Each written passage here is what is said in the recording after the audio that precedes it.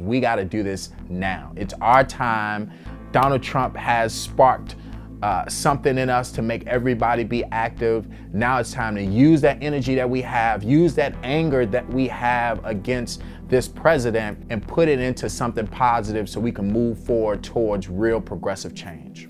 I didn't have hope at one point until I started getting on the stage with Bernie Sanders and getting on stage to speak and just look around at 20,000 people a stadium and to know that 90% of those 20,000 people are under 25 years old. That gave me hope because I knew our future was in good hands. We're not excited about Bernie, his personality, and he's great and da-da-da. We're excited about the issues and how we're gonna move forward. We're excited about how we're gonna be able to give people a living wage in America. How kids won't have to worry about being $100,000 in debt when they go to college. We're excited about the fact that healthcare can be universal and everyone be able to have access to healthcare in America. These are issues that he got us surrounded around, and it wasn't just about him as it has been with other presidential candidates in the past. The problem with Bernie Sanders is that because he was anti-Wall Street and establishment and big money donors,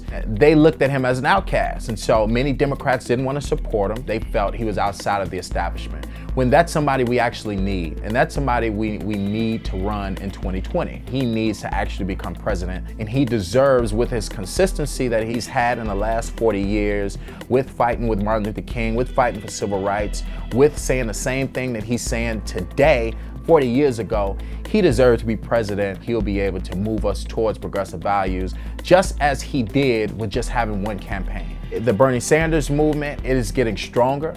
People are now understanding that he should have been a Democratic nominee, and if he was the nominee, he would have beat Donald Trump. The racists in America are very, very emboldened with the new regime change of Donald Trump. You got the Muslim ban going on, ICE going into communities and deporting Hispanics. We got to come together and save each other because they are coming for each of our brothers and sisters, and the only way that we can beat the right is if we all come together as one.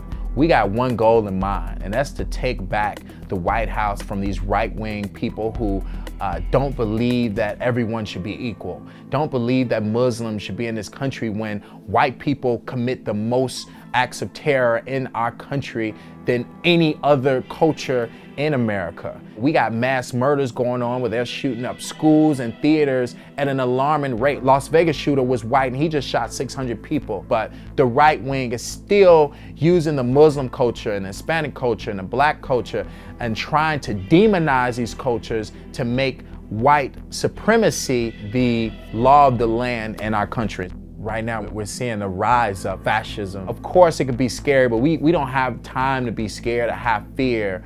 We gotta organize. We gotta put our bootstraps on and say, we are demanding that this country live up to this nation's creed and actually be the land of the free for everyone. If we believe in freedom and equality, then none of these things that Donald Trump stands for will be able to prevail.